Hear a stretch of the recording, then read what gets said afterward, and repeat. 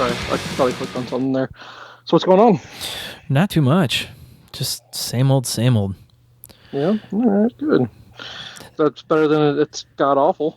Yeah. We'll take that, right? Yeah. Oh, Lord, oh, Lord. So how was celebrating the anniversary? It was good. I felt bad pushing it on a day because last week it was like, well, let's move it up a day going forward. And then right away I'm like, all right, let's go back to Thursday for 1 week. That's all good. Yeah. It's whatever. Yeah. No, it was good. We went out to a nice dinner and came home to an empty house, so it was perfect. Best thing ever. We did a puzzle and watched a movie. Oh, wow. Oh, God, you're old. Yeah, I know. That's what our kids got us for our anniversary, was a puzzle. Luckily, it was only 300 pieces, or I would have given up long before we were done with it. No patience for it? I get bored with puzzles pretty easily, especially like the 1,000-piece impossible ones to figure out. Yeah. And Aaron will stay up all night to do them. Oh, Jesus. Yeah. Oh, Lordy. So before we get too deep into the weeds, what are we drinking this week? All right. I got Rockwell Beer Company. They're in downtown, I believe. Good Lord. Where are all these breweries downtown? Yeah, I don't know. I know where Four Hands is at. I know Schlafly and Urban Chestnut because we walk there. Yeah, exactly. Longest walk ever, but that's okay. Yeah. So when we did that, was Uber not a thing? I don't know. It had to be pre-Uber. I'm pretty positive it was pre-Uber. It had to be. We wouldn't be that stupid. Yeah. Right? Yeah. Maybe we were. I don't know. We're also like, it's only a mile through a really bad neighborhood. But it wasn't just a mile, though. It felt way longer than a mile. No, I don't think it was. I think it was about a mile. But it's just, a shitty neighborhood where we're going to die. Yeah, for sure.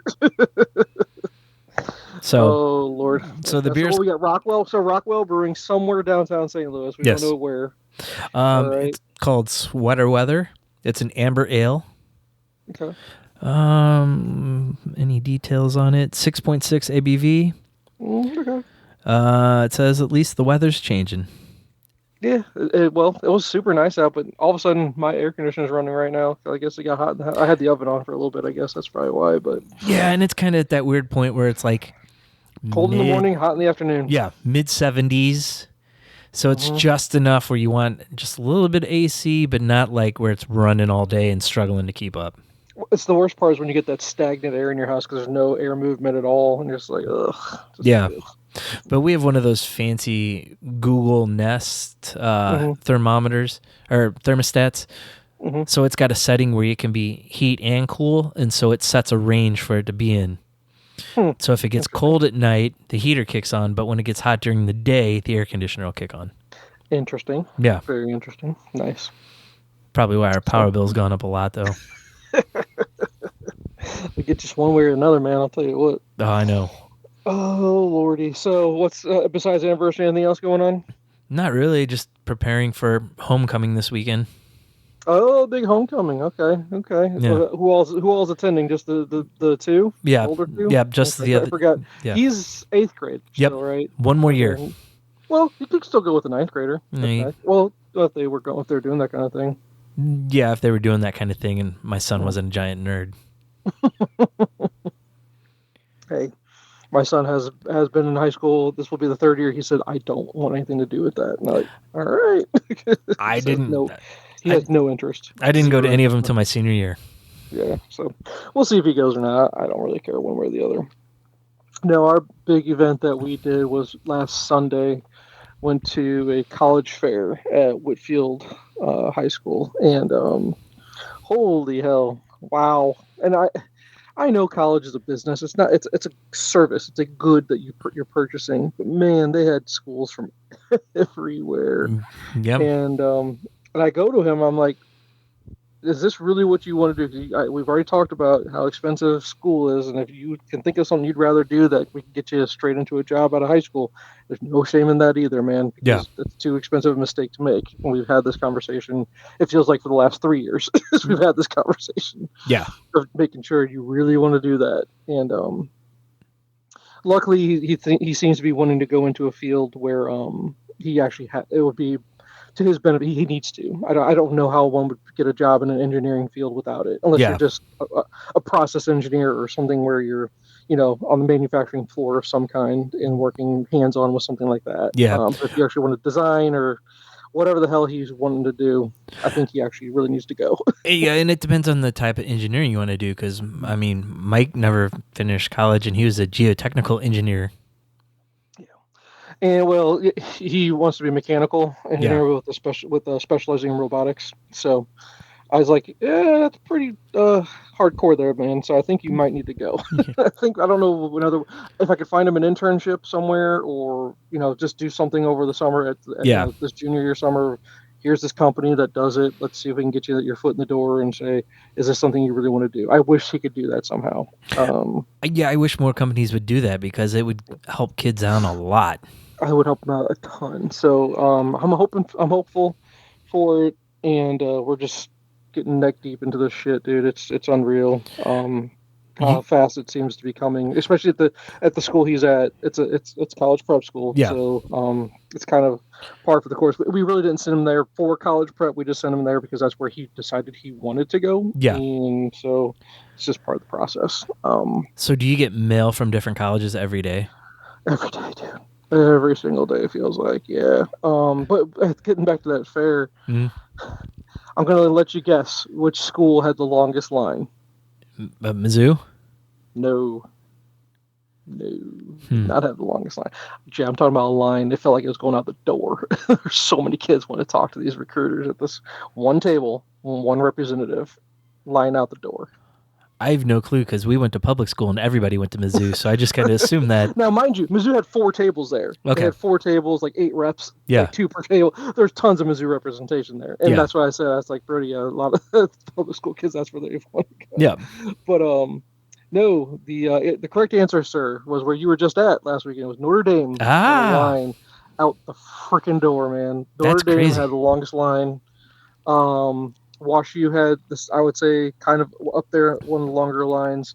And then I would really say tied for second place with the longest lines would be SLU and Purdue University. Those had the longest lines. But Notre Dame, I was like, Brody, I don't even think they have anything there for you to study that you'd want to do, but let's just go anyway so I could bring home Notre Dame swag from the recruiters. But we couldn't do the line. It was like, we could wait here, and it was only for 2 hours. The whole fair was for 2 hours. We would never be able to go see any other school there. So, it was a... Jen, stand in line. We're going to go look at the other ones. She didn't even go. She didn't want to go. So I was like, it was just me and him. Yeah. And, but we talked to the schools that he kind of already had his eyeball on. It was good to talk to them. Some hidden gems that we didn't even realize had the program that he was wanting to go into, and kind of like, he's like, oh, that would be pretty interesting. There's actually a technical school out in Lynn, Missouri. Yes, that's where my cousin Luke went, and my nephew Peyton. Yeah, and it seemed pretty interesting because he from what he was telling us, since it's an A+ program school, and the school that Brody goes to is an A+ school. Yeah, he paid no tuition at all. Yeah, is what we were told. So I was like, holy crap. All right, that's something to think about. If this is something you might want to do. But I don't think he wants to do that. School was more of a if you're going to go in the HVAC world, or so there's different things. My nephew is a plane mechanic, and that's what he went to school for there. Yeah, and he didn't pay a dime to go there, did he? I don't know. Okay. That was the big selling point for me. He goes, hey, Dad, big news. You don't pay a dime for him to go here. And that included room and board and all that stuff. I was like, oh, this is something to seriously take into effect. And plus, it gets you into the job 2 years sooner. So, because it's only a 2-year school. So, right. Something I wanted him to take a lot of thought into. Was, and hey, man. From what I know, they have pretty good placement, too, after the fact. Oh, 98, 99%, I think is what he said. It basically, he goes, that 1% window, 1 to 2%, is because the kids just didn't want to work. Yeah. It was on the kid, not the school at all. And I appreciated the blunt honesty, because I was like, yeah, that makes sense. Yeah. So, yeah, no, that was what was going on this past weekend. And then, shall we get into the car drama? Shall we? Sure, It's been a let's little do while. it. Because it comes in 3s, I guess. Well, in my case, I guess it comes in 4s at this point. Yeah. Because, let's see, I replaced a part in one car. but the battery's dead now, I think. So I have to go figure out if the dead battery won't even turn over, it won't start. It's like I just got the freaking part, finally got around to replace it because I wanted to get that car up and running because the truck, we all of a sudden started hearing a noise. And I'm like, man, that noise, it sounds like a wheel bearing. I've heard enough wheel bearings to go, that sounds just like what that would be. Yeah. And I had my father-in-law drive it for a little bit because he has the same model truck, just a few years older. Mm-hmm. And we take it out on Lindbergh and do some testing on it. And he's like, I don't think it's wheel bearing. And I'm like, it's got the sound. He goes, I think it's brakes. Something to do with your brakes or something like that. I was like, I don't think so. So I take it home, and we're going to just take it in on Sunday evening so that they can look at it Monday morning because it's all this over the weekend. Yeah. I fire the truck up in the driveway. Dashboard lights up like a Christmas tree. Had not lit up like a Christmas tree. Had not lit up like a Christmas tree up to this point. I was like, this was a mechanical issue, not a engine or emissions issue whatsoever. Yeah. So what the fuck, dude? I'm like, oh my god. Okay, let's just get it to the dealer. It's not too far away. Let's just get it there, drop it off, let them do their thing. They take a look at it, and they go, oh, so you dropped it off. Hey, just want to give you a heads up. What it is that a squirrel chewed through one of your evap tubes on your gas tank. And so there's a hole in the tube. And the issue is you have to replace your entire gas tank if you want to fix that. It's like, go fuck yourself. No way. Get out of here. Over a tube? Get out of here. No. Can't we just wrap duct tape around it? And then I go, well, what about the issue I actually dropped it off for? Because the fact that lit up, I was hoping maybe they'd be related and it'd just be the one thing. He goes, oh, no. I didn't realize you dropped it off. What was the issue you dropped it off for besides this? I was like, oh my God. I put it on the note. But he goes, oh, yeah, I see it here. Okay. I got to have him go drive it around. And he pulls it back and he goes, oh, we think it's the axle bearings. Both rear axle bearings are going bad. And so that's probably what's causing the noise to do that. And I go, okay. So you're telling me two completely unrelated issues just happened to happen to me at the same exact time. He goes, yeah. They go, I guess I must have the shittiest luck in the world. He goes, you ain't got good luck. I was like, oh, thanks. I appreciate that. Oh my God. And then Jay, the quote I got. I go ahead and guess the quote. Go ahead and guess the quote. $1,200. $4,000. Oof. I was like, go fuck yourself. I will murder everybody in this shop right now. Get out of here. Yeah. Never gonna pay that ever. So of course I go through my stages of grief, right? Because I got to. So day one's automatic anger, ready to kill anybody in the world. World must die, right? Yeah. Next day, calm down a little bit. Okay, fine. I'm calmer a little bit this day. Then I'm reading the boards. I'm going online and going, okay, I got to fix this somehow myself. I have to figure this out some way or another. Yeah. And turns out that the tube I'm talking about, it's an evap tube. It's the tube, I don't want to say it's made out of, but it's coated with soy. It's coated with soy, so that he goes, yeah, it's like candy to the squirrels. That's why they eat them. And I go, well, what happens if you replace this? What's going to keep them from replacing or eating it again? And the problem is, my neighbor has an acorn tree. I got more squirrels than you could ever imagine, which makes me go, I love those new neighborhoods that barely have any trees. Yep. I'll tell you that, because you barely have any squirrels, I'm sure. So I go, what do you guys do? He goes, oh, we're required to wrap all the tubes in this kind of tape that kind of masks the smell of it so that they can't ever, it kind of tracks them from doing it. But luckily I have a couple options. My father and I are thinking we're going to do some jerry rigging with the tube. We'll figure that part out just to make that not be an issue. And then the axle bearings, I have to try to drive the truck an hour and a half to get it out to the shop out far away to get on the lift so that we can actually verify that's what it is. Because I think it's a bearing because I hear a noise, but he's dead set on saying that he thinks there are diagnostics wrong. He wants to look at it himself. So yeah, I got to drive an hour and a half on bad bearings, and hopefully I don't die doing this. I'm like, thank God for AAA in case something happens, and like, you have to kind of pull over. As long as I'm 100 miles from where I got to go, I'll be all right. So I got to at least get close enough to 100 miles. Oh, Lord have mercy. So that's that one. Still dealing with one car where every time I scan the code, it's telling me it's the gas cap, but I bought a brand new, Toyota brand gas cap. Yeah. It's from them. Still not fixing the problem. So I have no clue. So I got that, and then the oil pressure gauge stopped working all of a sudden. So we're like, did we lose oil pressure altogether? We've been driving it. It's fine. We just think it's just the gauge. Yeah. One more thing. So 4, Jay. 4. All 4. All 4. Nothing but problems, Jay. Nothing. And Jen's like, well, what do you want to do? Have higher personal property, higher insurance, and car payments? And I'm like, I would just like things that work. Yeah. That's all I really want. I just want shit that works. Is it too much to ask for? But I'll drive, or at least two are drivable. One I gotta see if a battery will take care of it. And if that takes care of it, then we'll be fine. And then so that's the drama. So yeah, fun times. And then we got to have our interruption. Hi, one more our daily or our podcast every episode interruption. Can I help you? I'm in the middle of this, so go away for now. Well, thank you.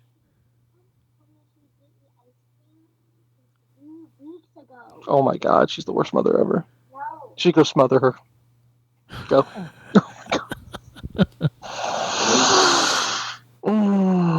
Gotta love every time. kids. I wish we could cut that out every single time, but now it's become a thing. Every single time it's something. I tell you what. It's not like she has two parents. Yeah. It's just okay. I know. I get it too. Oh my God, it's unbelievable. So let's see. So there's that. That's that drama. There's that. I think. And then let's see. Been dealing with my parents' health. The health decline is just on a rampage right now. Ew. Well, yesterday was my dad couldn't get up the front step. He said that he was too weak to do it. Well. I was like, "Are you able to get back in the house, or do we need to come over there and lift you up?" He was like, "Well, what happened with my mom and all her issues? We built not a ramp, but this big platform." Where it makes it where the steps are really, really not that big to get up. Yeah. So luckily he was able to use the garage entry to get into the house. But I was like, this is just going downhill like crazy. This is unbelievable. I can't do it, man. When the parents become the children, it's the complete reverse of, when they took care of us as babies, it's reverse all the way, man. It's unreal. And I remind my kids of that all the time. Like, I used to change your diapers, you're going to have to change mine. Oh, absolutely. It's ridiculous. And then you could tell they've been married. I don't even know how long they've been married at this point. Just too long. Yeah. And they are just ready. They're ready to rip each other's throats out. They just can't stand each other. He stays in one room, she stays in another, and they just barely interact. Maybe they'll eat dinner together. Yeah. Maybe. They're so done, dude. It's ridiculous. I'm telling you, man. I'm telling you. But that's what I got going on. See, you don't have to deal with any of that. Your in-laws, they're good. Yeah. They don't have any issues at all. They're healthy. Are they still relatively young, or what age are they pushing? 70-ish. 70-ish, almost 70, or in their 70s? In their 70s, early 70s. Okay. Yeah, see, and my parents are kind of in the later 70s, and then my father-in-law, he's 80, or almost 80. He's 79. I guess he turns 80 in what is it? Or is he 80? Do you remember 79 or 80? One of the two. In February, I think, when he turns 80, and he gets around so much better than my parents. Yeah, and there's like a 4-year difference. I was like, oh my God. So that's what I got going on, man. It's been a hell of a week. Yeah, it's been a hell of a week. Unbelievable. So that's why we do this. This is why we do this podcast, so we don't have to think about awful real life stuff. Yeah, we can talk about the fun stuff that our spouses don't care about. Oh, not whatsoever. So, but what do you have on the docket for the evening, sir? Do you have anything planned? I was going to start off with a question for you. I saw this on Reddit today. Okay. When you think of Natalie Portman, what movie comes to mind? Oh Lord. Just Between Friends? No, whatever that one, Friends with Benefits or whatever it's called. Yeah. Oh man! Whichever one of those two that came out at the exact same time with the same premise. So, are we doing a filmography, or just the very first thing that pops in my head? First thing that pops in your head. It's either going to be Star Wars, the prequels, or it's going to be The Professional. Yeah, the Professional was my first choice, and then Star Wars. I'd probably lean towards Professional because that's the very first thing I remember her in. Yeah. But let's see, Natalie. Are we going to talk about whether or not she's one of the greatest of all time? Is that what we're going to what rabbit hole we're going to go down? No, I was just curious what you thought of when you hear her name. I think of stunningly gorgeous, super talented. I remember the MTV thing, or not MTV, where Saturday Night Live, where she did the rap thing, which was hilarious because that's not what she's known for whatsoever. Oh, I know. It was completely what you don't expect from her. Yeah, no, for sure. I think she did the best she could with the Star Wars material. Yeah. And she did it really well. I think she was great as Amidala. Padme, I think if you want to do with that, sorry. It's definitely not Thor. It's not what I think of first. Definitely not that. Let's see. I'm going through Black Swan. Amazing in Black Swan.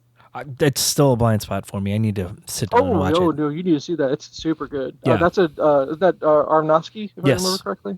Okay. Yeah, no, I highly recommend you catching that. She's great, and I did not enjoy her in Thor: Love and Thunder. It just wasn't her. You know what I mean? Yeah. I don't get it. I don't think she was the main attraction in that movie Brothers, but with Gyllenhaal and Toby, but she was the love interest there. Yeah. There's V for Vendetta. V for Vendetta, awesome in that. Yeah. I'll give you that. Garden State, she was the love interest in Garden State, right? Very good in that. I still need to see Jackie. I did not see her performance as Jackie yet. Yeah, I didn't either. Let's see. What else we got here? I don't remember her in Hesher, but I remember Hesher, but I don't remember her in it.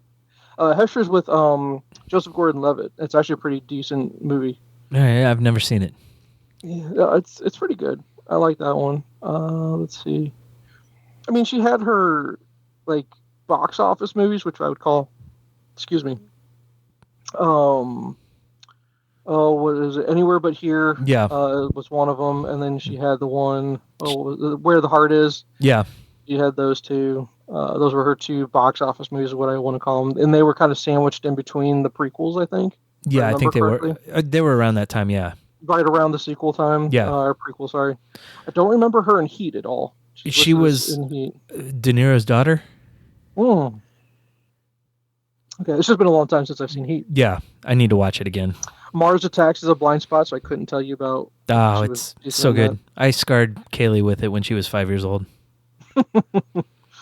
Oh boy. But yeah, pretty decent filmography. A lot of artsy movies that I haven't seen yet. You know, Fountain of Youth. I just don't think I'm ever going to get around to that. But I think that's another Aronofsky movie, if I remember correctly. Fountain of Youth. No, Guy Ritchie. Sorry, that's a Guy Ritchie movie. Yeah, you're thinking of The Fountain with Hugh Jackman. Is that what I'm thinking of? Yeah. Gotcha. Okay. Paris, I Love You. I don't know. The Death and Life of John F. Donovan. Don't know anything about that one. Never heard of it. But yeah, no, she's a great actress. Super gorgeous. Incredibly smart. Incredibly smart. Yeah, I know that she went. Where did she go? She's an Israeli-born American. Yeah. Did she go to Harvard, I think, or Stanford? One of the two. Doesn't. I can pull it up here real quick. She's 43 years old now. Born in Jerusalem, mind you. Born in Jerusalem. So I'm curious. Harvard University. Yes, she went to Harvard. 2 children. So I'm curious about her stance about what's going on in the world right now. I wonder where she stands on things. Yeah. I wonder where her and what's her name, Wonder Woman. Gal Gadot. Yeah, they're awfully quiet right now, aren't they? Yeah. I would hope they'd kind of speak up a little bit, but we won't go down that path. That's not what this podcast is about. But yeah, super smart, super talented. She could rap. She was awesome in the rap thing. Yep. And then, I'm trying to think of what she's been in lately, though, that you kind of go, this was really, really good. Yeah, I can't think of anything she's been in lately. I'm just looking. I mean, 2023, she has a movie called May December. I think that's on Netflix. Yeah, it's got Julianne Moore. Julianne Moore is the main character in that one. Okay. Let's see. What else you have recently? We need to revisit Garden State. Did I send you that clip, or did you send me that clip about Garden State? I sent it to you. Oh my God, how incredible was that? Yeah. So good, dude. Yeah. So good. Cold Mountain, that's a blind spot. I didn't know she was in that because that's a Nicole Kidman, Renee Zellweger movie. That's why I remember that one. Yeah, Civil War movie. Oh yeah, she was in Your Highness, which I watched something recent. I watched a clip of oh God, what's his name? Jack Black. Danny McBride. Oh. No, Danny McBride. they did like his filmography, like Variety. Yeah. Did like a interview with him about like his whole filmography. Yeah. And this one was Your Highness was just one of those experiments that like I can't believe they're gonna let us do this. Yeah. And I think I've seen pieces of it. I've never watched the whole thing. And it's dumb. I remember it being really dumb. It wasn't good. I remember watching it and being like, should I finish this? But no, I did. I don't remember her in Zoolander. She was in Zoolander, I guess. I don't remember in that. Well, she wasn't a main part of it. I know. No. Not a cup. Death. This May-December thing is the most recent one in 23. I don't see anything in 24. I mean, obviously the Thor and Thunder. But I want to say she works, but she doesn't work all the freaking time, kind of thing. Yeah, I want to say she stepped back a little bit because of her kids. Yeah, I could see that. And then Closer, she was in Closer. I think that was what's his name. Oh, the Brit. Clive Owen? That was his thing. Yeah, because she did. Oh yeah, I remember that movie. She was a stripper in it. I just remember. I'm just reading her filmography here. Clive Owen and Jude Law, and Julia Roberts. The other Bolin girl. I think Jen watched that because that's Scarlett Johansson and her with Eric Bana as Henry Tudor. So I guess that show, The Tudors. I guess that's what that's all about. I don't know. Yeah. I guess it's all British. It's all British nonsense. The British timepiece is what we'll call it, I guess. Yeah. I like nonsense I really want to see. Out of all the ones I haven't seen, I really want to see Jackie. I'd like to see her portrayal in that. Yeah. And I recommend Hesher for you. I think you like Hesher. Okay. I guess I got to get around to watching Mars Attacks at one point. Yeah. I mean, just for the Tim Burton blind spot. I don't think you intended for a 10 to 15 minute segment of the Natalie Portman filmography. No. But Leon the Professional, and she was incredible in that one. Yeah, if you're to ask me what's her best performance, it's that one. Oh yeah, it's such a young age and what they were dealing with it. Oh, for sure. Yeah, and Black Swan's right there with it. Yeah. I don't remember, was she nominated for Black Swan? I think she was, but I don't think she won. I don't think so either. Let's find out. Let's see. That was, what does the Google say? Was Natalie Portman nominated for Black Swan? Yes, she was nominated for Best Actress in 2011. Okay. Let's see who actually won, though, in 2011. If it'll go back that far. Bear with me. Gwyneth Paltrow for Shakespeare in Love. Hold on. Yeah, let's see. That wasn't the right year. No, it wasn't. Okay. No, we're close. Hold on, did she win? What does this mean? What does this symbol mean? She might have won. I think she won. Because she went up against Annette Bening. Oh, yeah, she did. Jennifer Lawrence and Michelle Williams. Well, look at that. She done what she nominated. She won the damn thing. Well, I take it back. I take it back. All right. Let's see who won. Meryl Streep won the next year for The Iron Lady. Never even heard of it. Mm. Jennifer Lawrence won for Silver Linings Playbook. I never would have guessed that one. I mean, it's a great movie, and she did great in it. Yeah. But of the movies I saw that year, I remember what The Impossible is. Which one's The Impossible? Oh, yeah, no, Impossible is really good. I could see Naomi Watts winning that one, but no, Jessica Chastain should have won for Zero Dark 30. Don't know any of these. I don't know anything about Still Alice. Remember a movie called Still Alice? No. That was 2014. Julianne Moore won. Brie Larson won in 2015 for Room. If you've not seen that, you really need to watch that one. Yeah, I've not seen that one. Really good. Check it out. Emma Stone won for La La Land. I refuse to watch that movie. It's okay. Nothing special. I refuse to watch it. No go for me. Thank God Frances McDormand won for 3 Billboards Outside Ebbing, Missouri. That's an incredible movie. Still need to watch it. Don't talk to me. No. Let's see. I haven't seen any of those. I saw Lady Gaga in Star is Born, but I didn't see The Favorite with Olivia Colman winning that one. Never saw Renee Zellweger won for her portrayal as Judy. Is that Judy Garland? Isn't that her last name? If I'm remembering correctly. like Wizard of Oz, Julie Garland? Yes, Julie Garland. Yeah, there it is. I see it there. Yep. She won Best Actress for that. Okay. I never did see The Marriage Story. I don't think I want to watch that movie. It sounds like it'd be way too depressing. It's very depressing. It's very well done, but it? very depressing. Yeah. Hard pass for me then. I don't think I want. Well, unless I get one of my moods. Yeah. I still need to rewatch. I think I could have swore I watched it, but I don't remember it. Promising Young Woman. I don't know if you've seen that with Carey Mulligan, but I'm a huge Carey Mulligan fan. But Frances McDormand won again in 2020 for Nomadland. If you've not seen Nomadland, you need to watch that one. Let's see. Jessica Chastain won for The Eyes of Tammy Faye. Did not see that one. Neither did I. That was during COVID time, and I don't think any of us watched any movies during that time as far as like any of these things that came out. Like, here, I'm going to list all the nominees from 2021. You tell me if you've seen any of these. Okay. The Eyes of Tammy Faye. No. The Lost Daughter. Nope. Parallel Mothers. Being the Ricardos. I remember hearing about that one. Spencer. Any of those? Any of those sound familiar to you? No. Here's the thing. Nicole Kidman played Lucille Ball in Being the Ricardos. Oh. And then Kristen Stewart played Diana, Princess of Wales, in Spencer. I didn't realize that's what that movie was about. No clue. And then your girl, Michelle Yeoh, won for Everything Everywhere All at Once. Yep. And then Emma Stone won last year for Poor Things. And Poor Things looks like a garbage movie, and I refuse to watch it. Yeah. I've gone back and forth on it just because I've heard it's good and it won the award, but... And who directed that bullshit?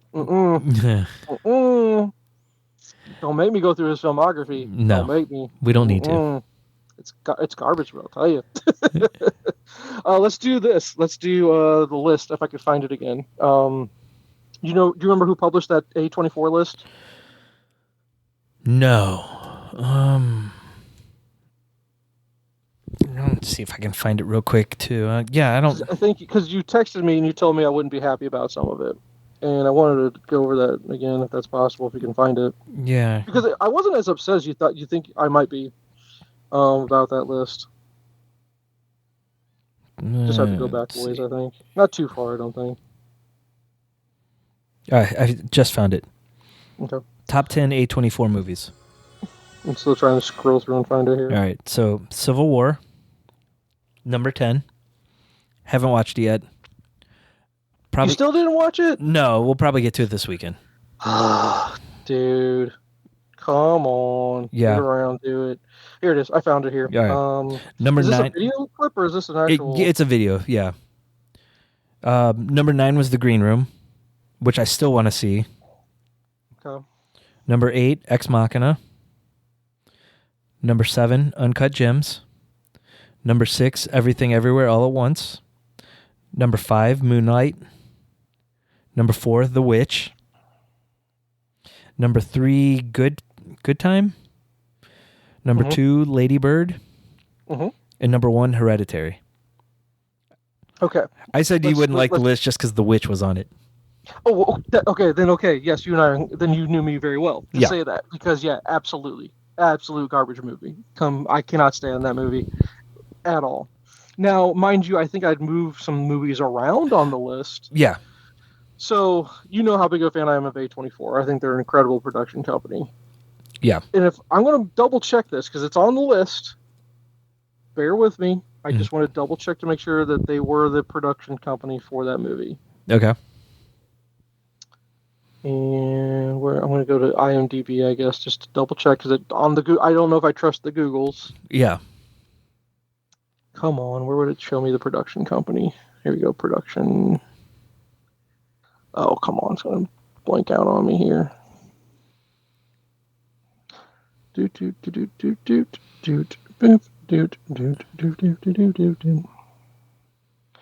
gonna go ahead and trust the Googles because I'm not gonna waste our time in silence here. The Whale is an A24 movie according to this. I don't remember it being an A24 movie. That should definitely be on here. It is A24. I've seen IMDb is playing the trailer for it right now. Okay. So, The Whale absolutely has to be on that list. Yeah. It has to be. It's incredible. Yeah.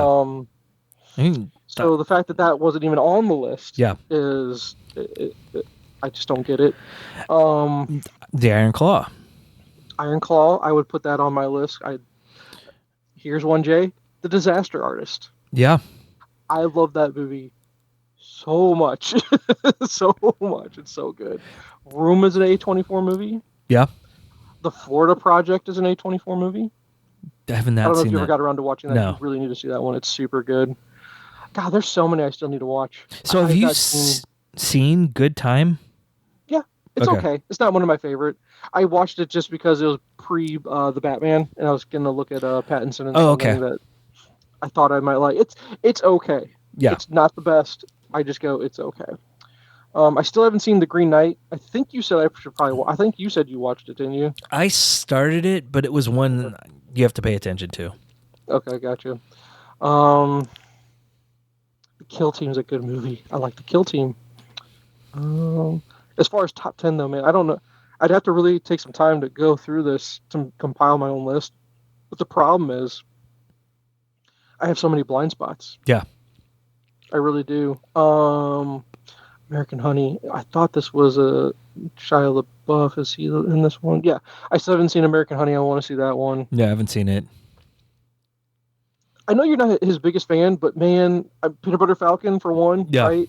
Yes. And he did another one that's not American Honey. I thought it was called Honey Boy, actually, is what I thought it was called. Is that the one that's based on his life? Yes. And if you have not seen that, you should definitely watch it. Yeah, I'd like to see that one. Moonlight is actually really good. It is really good. That's like one I want to see.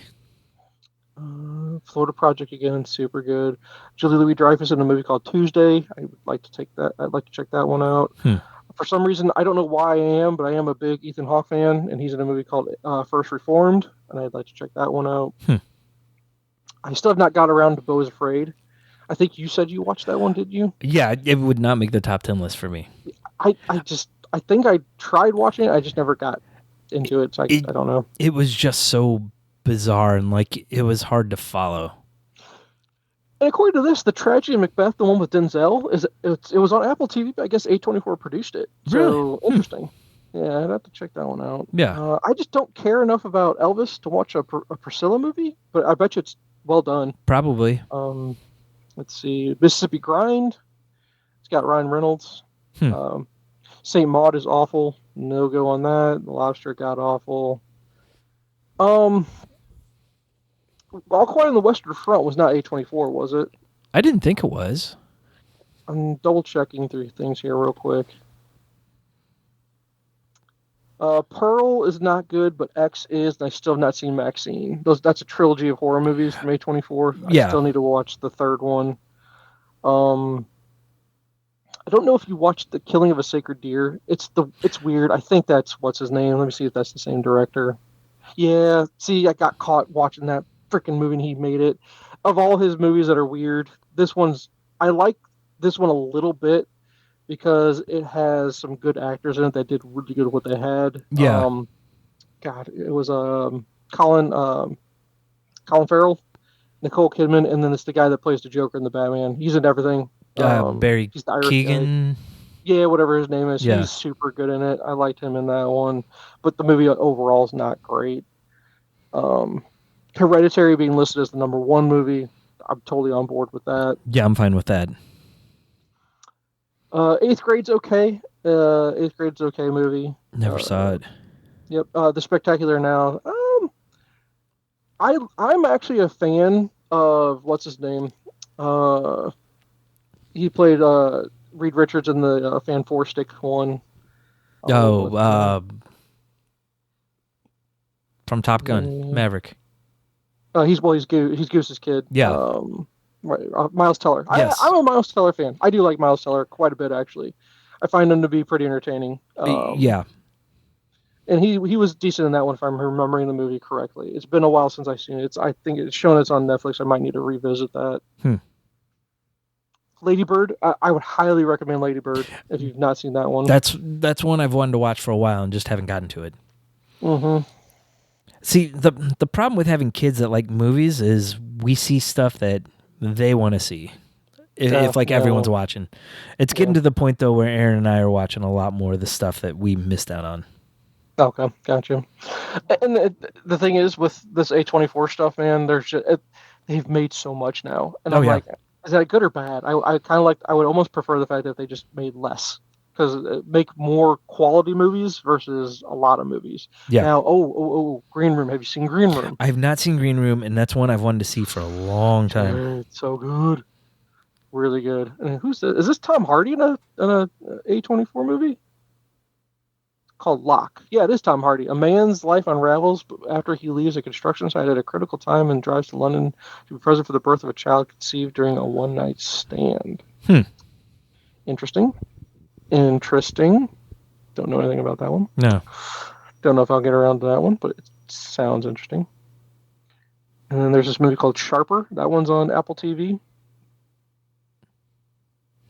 Not heard of it. I'm trying to see. It almost looked like it was Julianne Moore, but I can't tell from the picture here, and it doesn't give me the cast right away. Yeah, it's Julianne. It's a Julianne Moore movie. John Lithgow's in it with her. Motivations are suspect and expectations are turned to chaos as a con artist takes on Manhattan billionaires. Interesting.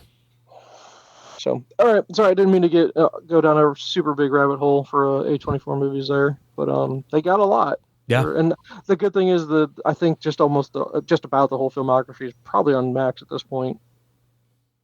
Yeah, probably the home of A24 at this point. So yeah.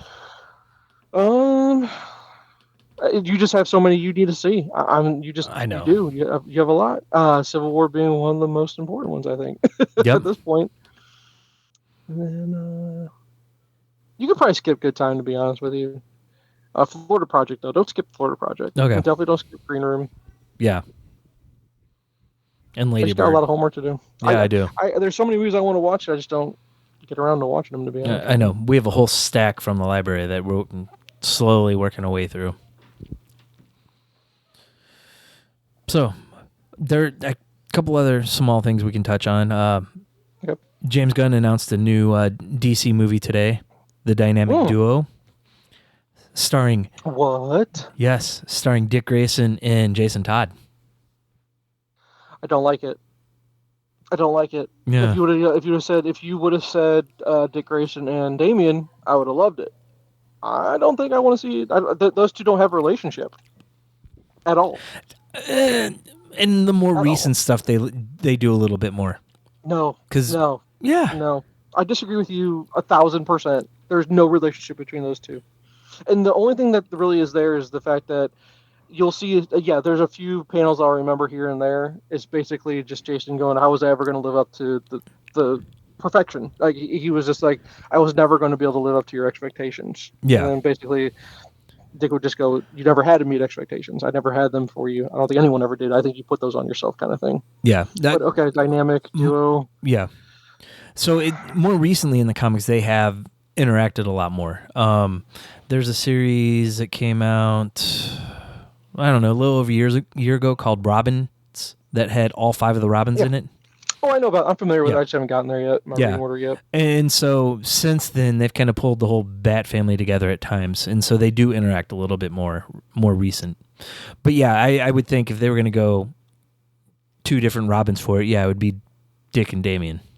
Well, you pull from when Bruce was lost in the timeline, and he was quote unquote dead, and you focus on that one. But the problem is you have no introduction of Damian. No one except for the nerds, know about this. But okay, let's read about it here.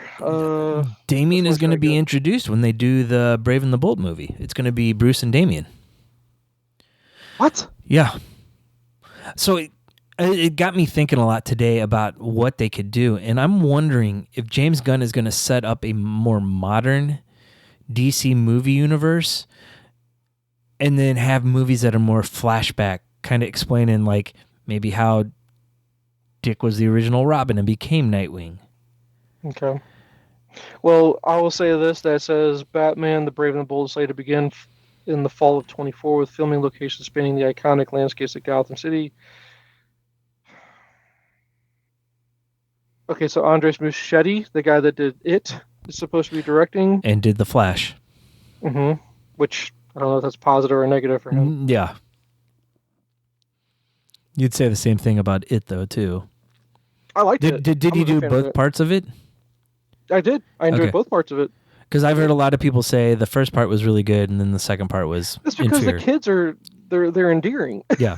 That's the reason why. But I'm still looking at, okay, it centers on the father-son dynamics of Batman and Robin, but it doesn't. I don't have any casting information. No, yet, they've not right? announced any casting. And I don't see anything here that says it's definitely going to be Damian. So I'm looking still to see if it says anything about Damian somewhere about it. So everything I had read said it was going to be Damian as Robin. I think that came from James Gunn himself. I'm looking for something. So while you're looking, it got me to go back and rethink the whole Green Lantern thing. So if they were to do the modern run of stuff and then go back and maybe do like early origin stuff for some of the people we don't know, like maybe a Hal Jordan, since everyone's blocked out Ryan Reynolds, you could cast a younger actor then to play young Hal Jordan and keep Kyle Chandler as the old version in the current run. I just don't know how that would play with the general movie audience, because 95% of them don't read comic books and can't think that way, like, oh, this is a flashback story versus this is set now. It seems like hard enough that people have a problem keeping track of like the MCU timeline, where it's pretty linear for the most part. Okay. I think, Jay, that they're going to focus on John Stewart. That's what we're going to get. I think they're going to use him as their main Green Lantern, because of what we saw for casting on that. Yeah, I don't think he's that old. I think if I remember correctly, I thought we said he was in his late 20s. Yeah. So I think that's the route they'll go here. But I'm still reading. Hold on. Let's see. Okay, it does say that. Okay, from Gunn. This is the introduction of DC's Batman. This is the story of Damian Wayne, who's Batman's actual son, who he didn't know existed for the first 8 to 10 years of his life. He was raised a little murderer assassin. He's a little son. He's my favorite Robin. The fact that Damian is James Gunn's favorite Robin, this bodes well for me, I guess. Yeah. Hopefully he and I are going to be on the same page. And that seems fitting for James Gunn, too. Mm-hmm. But he set the record straight. I guess it's not coming out right after, because it says it's debunking rumors about the upcoming Batman movie. Brave and the Bold was rumored to be releasing after Matt Reeves' Batman movies. Gunn quickly clarified that this piece of gossip wasn't true on threads. In actuality, it would be a long wait for both DC and the parent company Warner Brothers Discovery to not have the mainline Batman on the scene in the DC universe. So we could possibly have the Reeves-verse and the DCU universe kind of running parallel at the same time here. Okay. Yep. If I'm reading this correctly, and that's what they were trying to get across, that's what I'm trying to get at. So yeah, but I think the Reeves-verse is going to be, the second movie will been out. It'll be more established, but yeah, they should overlap depending on how long Matt Reeves and Pattinson want to do it. Oh, good Lord. So I'm bringing up CBR because I could have sworn, aren't we almost to Absolute Batman? Did that come out this week and I just missed out on it? Has not come out yet. We were at the shop today. Okay, so what is hitting that I should have probably tried to pick up that's coming out here? Because did Absolute Power, is that wrapping up? Where are we at with Absolute Power? Last issue of Absolute Power came out. I believe the last issue. I think it's just 4. So I grabbed that today. I'm so far behind though. I gotta get caught up on it. But they released the All-In special this week too, which is kind of setting up the next wave of DC Comics. Yeah. And I'm wondering if I should see if there's a variant cover to this, and maybe I'll try to order that. When is Batman comes out next week, so it's the 9th when Absolute Batman comes out. Let's see when Suits comes out. So I thought it was October. November 6th for Superman. That's so a big gap. Here, sorry. Batman's October 9, Wonder Woman is October 23, and Superman is November 6. Okay, about every 2 weeks then. Yeah. So all right, some things to pick up there. Yeah, I'll probably just pick up the Batman one. I don't think I'll be picking up as far as an ongoing. I just want to make sure I get the number ones just to have them as a collector's piece. Yeah. But okay, Dan. So this was the big news today. Was Dynamic Duo? Yeah. Oh, let's do this. It says Dynamic Duo. Why are we skipping so much though? Because we still haven't even gotten a good first Batman and Dick Grayson story. Yeah. I mean, we still need that. Why are we skipping it and we're just going to make sure that people are just... The general movie-going audience is going to know who Jason Todd is? Probably not. I don't think people realize there's different Robins. I don't know. Yeah, no, you're right. I think you're right, and I don't think I don't think people care about Robin to begin with. The general movie-going audience probably doesn't care whatsoever. I mean, if you say Batman and Robin, they'll go, okay, I know about that, but they don't know what Robin's real name, as far as the alter ego is. As far as they don't know any of those names, so. And I mean, even kids that watch Teen Titans, they don't know the difference. They don't know what Robin that is, because they never say who it is. Yeah, they do. Will's down here. He said yes, they do. They say it's Dick Grayson. I don't know. The general movie going on, they don't have a clue. Like, if you were to go to some girl at my girl's school, they would have no clue. Yeah. They wouldn't have an idea. But here, Jay, this is the one thing you didn't tell me. It says this is, it should be said, a DC Studios and Warner Brothers animation project. Oh, it's animation? Not live action. Oh. Yeah. So never mind. I'm disappointed now.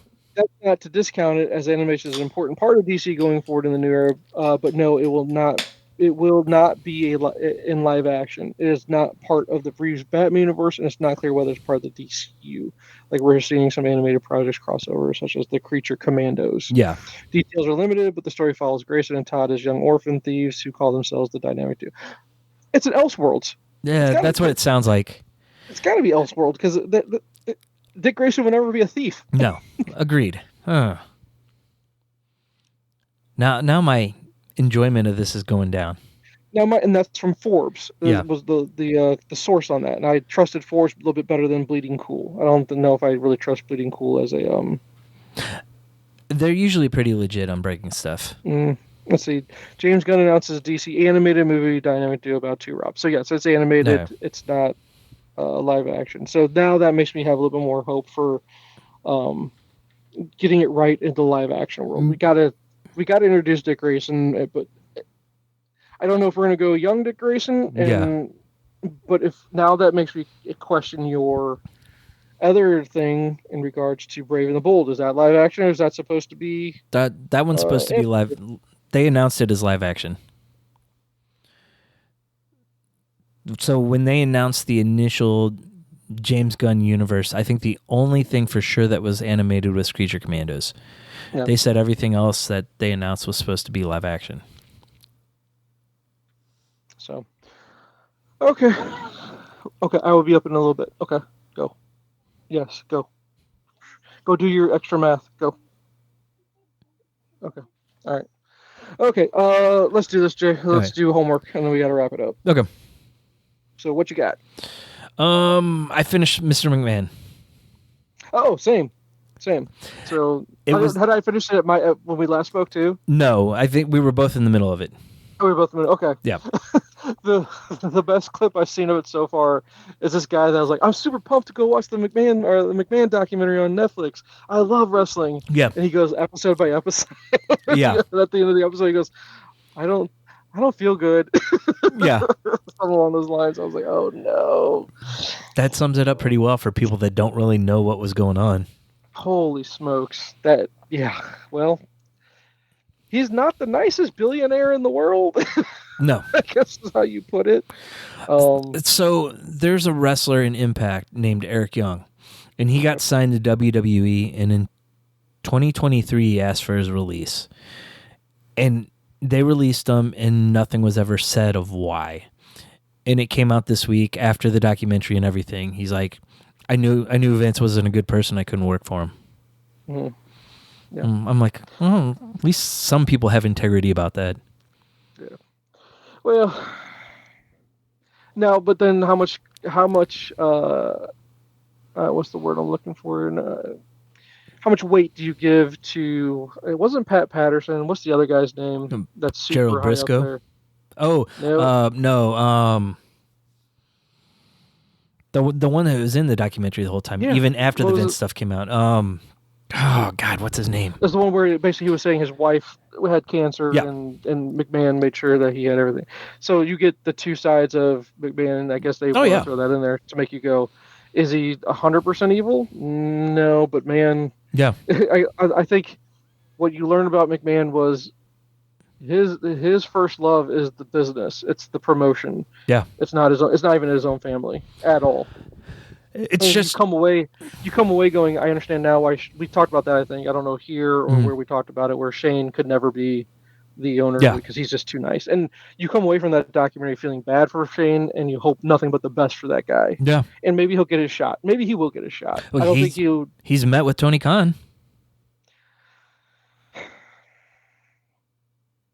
To do what though? Because Tony's not going to give up the booking, right? Probably not. So what would Shane do? And what would he want to do with that promotion? I heard possibly like on-air authority.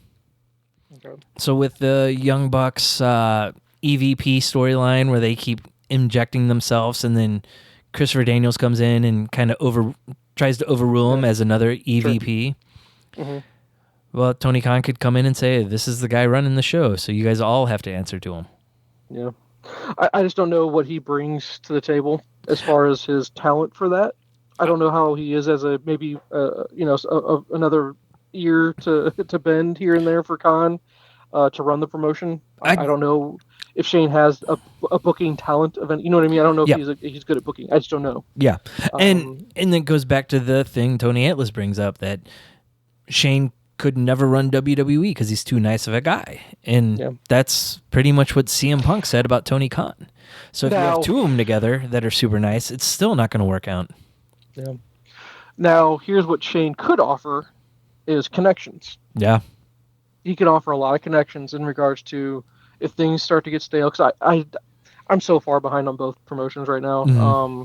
I haven't been able to keep up, but I did see recently they had the 5-year anniversary show for AEW, and what he could offer is if things start to get stale, things are kind of going downhill, because I mean, hell, if I think about the documentary about I didn't realize Bischoff had his podcast that he has. He called it 82 weeks or something like that. The amount of weeks that he was better than WWE. Yeah, but man, when WCW crashed, they crashed hard and it happened quick. Yeah. And their reign was not super long. No. So the concern being, now mind you, AEW's, I don't remember if AEW or WCW was around for, how long was that? When NWO started and all that stuff. I mean, obviously WCW was around a long time before that. Yeah. That was mid-90s, and I mean, they went to 2000, 2001? So maybe a 5-year run, the same amount of time, something along those lines, 5, 10, something like that. Yeah. Most. So I mean, that's the thing. You just want to be the next WCW. So right. If you want to be, prolong that. What could Shane offer? Shane could offer your connections to a good writer, because I always remember their story. I don't remember who told the story, where it was like on Vince's private plane, wherever they went, everywhere. It was Vince. It was the Undertaker was allowed on the plane. Yeah. Oh, Bruce Pritchard is the guy you were thinking of earlier. Bruce Pritchard was the other guy's name. It was Vince, the Undertaker, one other wrestler, and lo and behold, it was this punk kid, basically. Mm-hmm. But this kid was the golden goose or whatever. He was the main writer forever. This guy was the writer. You're not talking about Vince Russo. No, not Vince Russo, not at all. And that's the name I would have recognized and remembered. But no, it was a kid I could not remember, and I don't remember where I heard this story. But basically, it was that this kid went everywhere on the private jet because they're like, this kid, because he was young. Yeah, he was a great writer. Oh, I know who you're talking about. And I'm curious if it was that writer that was on the documentary, because he was a young guy, and I don't remember his name on the documentary, but I'm curious if that's who that was. I'm trying to think. I know who you're talking about. Brian Gerwish? I don't know. I honestly don't remember his name. But regardless, he wasn't tagged as a writer for WWE anymore on that documentary. He said he stopped writing for them back in 2021, if that's the same guy. Yeah. So I don't know who the main writers are for WWE right now. Yeah, I know Triple H is the head of creative right now, right? And they're doing fine. Yep. And I know a lot of the wrestlers have their own pull to their own characters, but they still have writers for everything, right? Yeah, like Michael P.S. Hayes is still there doing it. Okay. So I'm curious if Shane could offer that, connections to, a kid that had a super long run, a successful run, and maybe he wants to try something new with these other characters over in this world. Yeah. I just know that I just don't know what Shane would offer. I mean, he could have meetings all day long. But Yeah. I don't know what he really does offer. Yeah. But yeah, the documentary, it was entertaining. It was. It's always fun to go back there. Although it does make me a little disappointed that whenever you hear about WrestleMania 3, 90 some odd thousand at the Superdome, but everyone's like, or not, whatever it was, that Michigan. No, more like 70. Yeah. But still 70 a lot. That's a shit ton of people too. It is. But still, you always use that. It was like, they lied about that? Oh, man. Of course they lied about it. It's wrestling. They like up the numbers of everything. Yeah, no, but still, that used to be pretty cool to be able to say that. Yeah. I don't know. A great documentary. It was. I'm glad it got released. I'm glad he didn't block it or try to buy it. That's what he was trying to do. Well, he tried to buy it to keep it from coming out. Yep. So I'm glad he wasn't able to do so. Yeah. I know that the Ringer was kind of wary of releasing it because they have a good relationship with WWE. Mm-hmm. But I'm glad they decided to do it anyway. Well, what's WWE going to do now? Because he's not there anymore. Yeah. So, well, unless it's Stephanie and Triple H going, well, now you screwed over Dad. So no, now we're not going to give you access anymore or whatever. But I don't think that's going to be. I don't think that's going to be the case because Stephanie left the company when Vince came back. True. Yeah. So she has nothing to do with it. So when she's showing up at WrestleMania, she's just there because Hunter's there. Well, I think she's back in the company now. I don't know for sure. You can keep track. Such a family drama, dude. Yeah. It's and the best.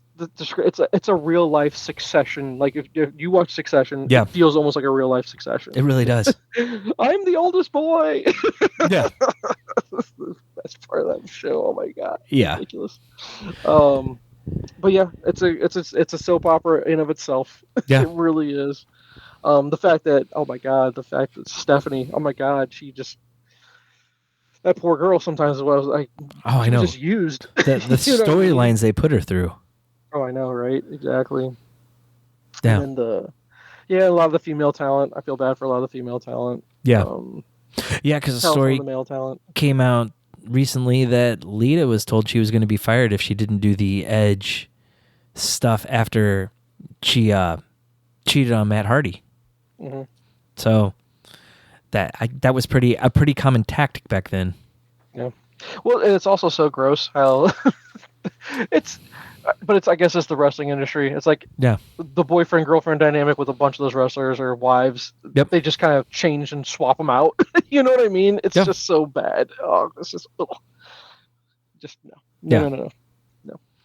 But yeah, no. It felt like a great episode or a great few episodes of Dark Side of the Ring. Oh yeah, that's what it felt like. Yeah, it really did. So, but we didn't get any Jericho. I would love to hear what Jericho had to say. Well, yeah, I'm curious.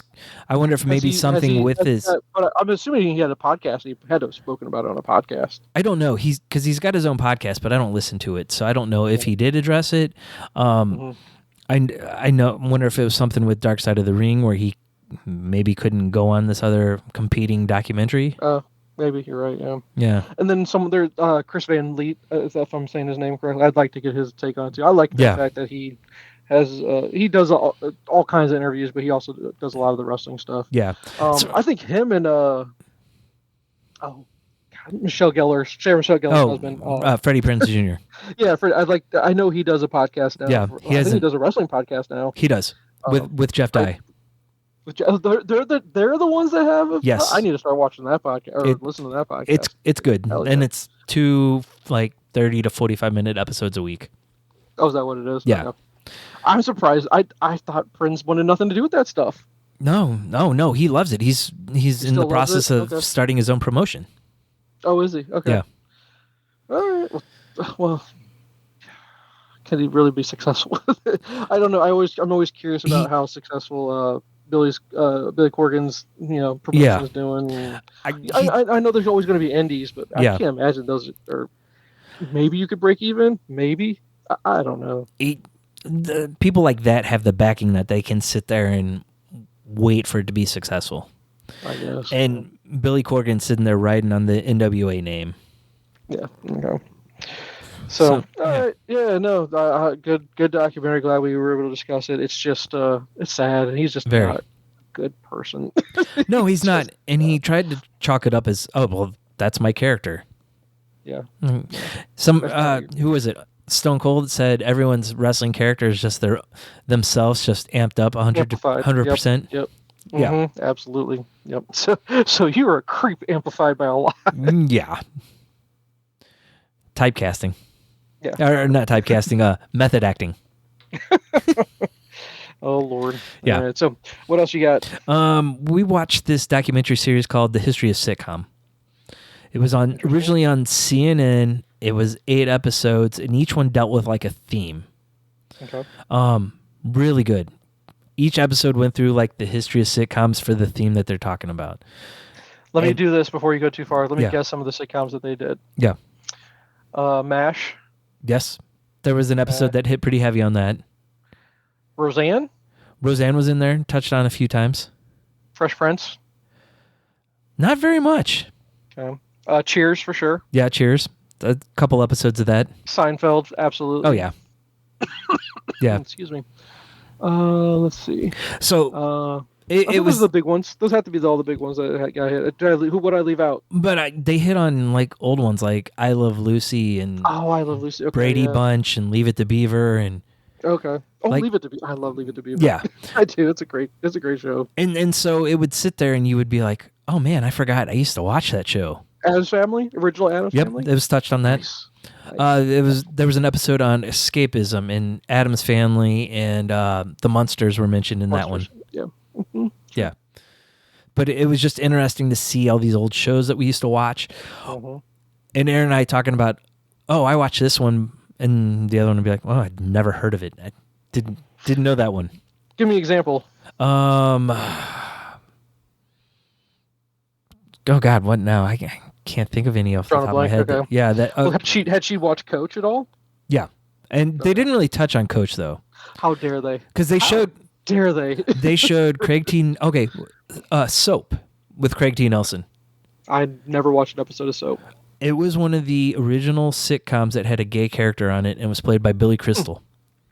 Like really? Early I didn't 80s. know that. Yes. Okay. No, I had no clue. Yeah. Really, I loved the show. And like, I knew the character was gay, but I didn't really know anything about it at the time when I was little and watching it. Mm-hmm. So, but yeah, highly recommend the series. Yeah, like I said, it was on CNN originally, but it's on Max right now. Okay. Yeah, no, I'd be interested. Half an hour episodes. The sad thing was the Cosby Show came up in the first episode. and people, like, they would get people either from those shows or from other big shows talking about it. And it was always like, well, looking at the show now, you have a different opinion of it. But just how... And it was the biggest thing ever then. Though. Yeah, and how important it was. You can't deny the history of the show at that point. And how the stuff they dealt with was just revolutionary at the time. Yeah, it was. Yeah. Oh, Home Improvement. Did Home Improvement make it? Home Improvement was on there. Nice. Okay. Briefly. Tim Allen was one of the guys they talked to throughout the thing. Like, they would interview him about different shows. It's an incredible show. Yeah. It really was really good. So, yeah. It didn't get a lot of time, but it was mentioned in there, along with his other show that came afterwards. Where he played the house or something like that? Yeah, where he played the same character, essentially. Pretty much. Yeah. Pretty much. We hit a few movies. When we watched... was it A Perfect Lie a few weeks ago? I'm trying. It was with. Is that with the Kidman? No, this was the one with Blake Lively and. Oh, I remember which one. Yeah, I know. Yes. A Perfect Favor or something like that. Something. Yeah. There were a bunch of previews on it, and we ended up renting all the movies from the library that were previews. And the first one was called The Spy Who Dumped Me. It was with Mila Kunis and Kate McKinnon. It's kind of a goofy woman spy spoof thing where she was trying to find out what her boyfriend was up to. Okay. It was okay. It had funny moments. Okay. Nothing special. I wouldn't highly recommend it, but my wife wanted to watch it, so we did. The other one was Juliet Naked. It was with Rose Byrne and Ethan Hawke. She is a woman in a relationship that's she's getting bored with, and her boyfriend is into this musician who just kind of fell off the face of the earth. And to try to get his attention, she wrote this like scathing review of one of the albums of this guy on her boyfriend's website. The boyfriend ended up cheating on her, but she got this email saying your review was spot on, and it was the musician himself, and they ended up meeting each other, and kind of romantic comedy, a little dark at times. It wasn't bad. I don't think I'd necessarily say you have to watch it, but it was a solid movie. Okay.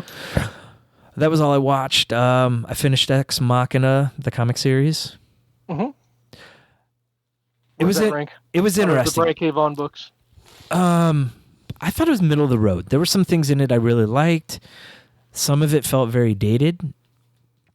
I'm glad I read it. If I didn't have all former library copies, I'd probably put it on eBay because I don't necessarily feel like I have to have it for my collection. Okay. This one I would recommend reading, though. 4 Kids Walk Into a Bank. 4 Kids Walk Into a Bank. This is an indie book that I saw a lot of people recommend off Reddit. It's from Black Mask Studios. It's not even like an Image book. It's like a notch below that. And the main writer on it is... I'm trying to find his name real quick. Matthew Rosenberg. He's done some mainstream stuff with Marvel and DC. Here's the little snippets on the back that people said. A great comic that also uses the medium in a dynamic and experimental way that tells its story. I thoroughly enjoyed every page. Ed Brubaker. Imagine Tarantino does The Goonies and excellent. Kieran Gillen. Exploding with ambition and love of the medium. Brian K. Vaughan. Yep, I just ordered it for the library. Yeah. So, yeah, they got it. It was awesome. Okay. Nerdist said it was a it's a mashup. So is it a heist book? Yeah, kind of, yes. Here, this was the perfect sum up. Nerdist said a mashup of Wes Anderson style whimsy and Reservoir Dogs that you never knew you needed until now. Wes Anderson, though. Yeah, I know. I know that might turn you off a little bit, but the gist is this girl's dad is approached by 4 shady guys, and she believes they're trying to get him to help rob a bank. And so her thought is, let's rob the bank before them so they can't do it. I was right here, yeah. Or unless they're 3 best friends to do the job first. Okay. Yeah. So, yeah, I'll check it out. Yeah. It was awesome. One of the best books I've read this year. Is it a shelf book you're going to try to buy? I already bought it. Oh, you did? Okay. Yeah. So, and then the last thing is there's a new Teenage Mutant Ninja Turtles series by Jason Aaron. I've read the first 2 issues, and they're so good. That was not part of the last Ronin series. No. The first issue is a Raphael issue, and he's in San Quentin prison. And they don't really say why. And then the second issue is Michelangelo, and he is a action movie star in Tokyo. It just says Ninja Turtles. It's not like... And who's publishing Ninja Turtles at this point? IDW still. So IDW still has the rights to it. Yeah. But I don't remember. Hold on. Did last Ronin go through IDW? Yep. It did? Okay. All yeah. Right. Okay. Who was it with before that? Maybe I'm thinking of Transformers. Transformers bounces around a whole bunch too. So. Transformers with IDW before they went to Image. Anyway, okay, gotcha. IDW seems to get like a lot of the licenses for some reason. Yeah. Okay. Well, that sounds good. I'll have to wait till it gets collected into a trade before. Yeah. My library app has the individual issues. Oh, really? Okay. Yeah. So that's all I was able to do for homework this week. Okay. All right. As far as I don't have a lot to share. I've just been reading some Titans books. I didn't. Yeah. God, stop it. Let's see. Titans books. Didn't really watch anything. Jen watched it, and I kind of walked in here and there when she was watching it. You saw the movie, No Hard Feelings. Oh boy, Yeah. There's some parts that you laugh out loud to. There's some that are just hard to watch parts. Yes. It's almost like the Office feeling you get when Michael Scott was going full on Michael Scott. I'm just like, oh god, this is bad. This is bad. I don't want to watch this. I'm uncomfortable. I need an adult. Yeah. So, there were also some parts in it where they were just bad, like I should turn this movie off. Like predictable almost. Yeah. And then only other thing I have is I rewatched Salem's Lot just because it's starting to be Halloween time here, and I wanted to watch the original before I watched the new one that came out. And that one is on Max right now, so I need to watch that one. Yeah, I need to watch it too. Okay, but yeah, other than that, I don't really have anything because I watched the McMahon thing, and as far as reading goes, just again working through my comics and trying to get through them. Yeah, haven't yet. Well, dealing with car drama. Well, of course, so, like always. That's what's going on. Absolutely. So that's what I got for you this week, sir. You got anything else? Nope, that's it. All right, man. Until next time. All right. See you. See you. Thanks for listening. Follow us on social media at Nyrdcast. It's NYRDCAST, and at our website, nerdcast.com. Be sure to rate and review the podcast on iTunes, Spotify, or wherever you listen to your podcasts. This week's featured track is I Think I'm Paranoid from the Black Pacific.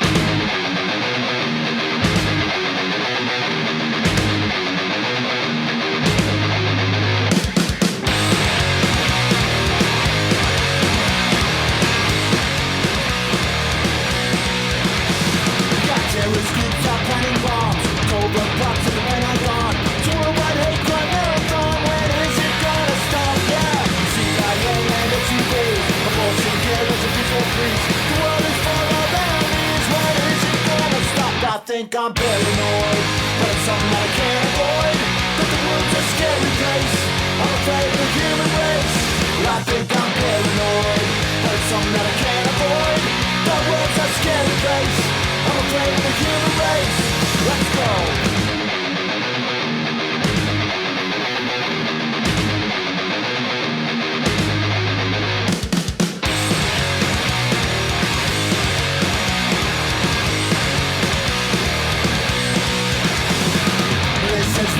Socialist, anti-fascist, anarchist. Everybody's very pissed. When is it gonna stop? Yeah, cover hit is final made. Life is violence, killer bees. Hurricanes, asteroids, climate change. When is it gonna stop? I think I'm paranoid, but it's something that I can't avoid. That the world's a scary place, I'm afraid of the human race. I think I'm paranoid, but it's something that I can't avoid. That world's a scary place, I'm afraid of the human race. Let's go.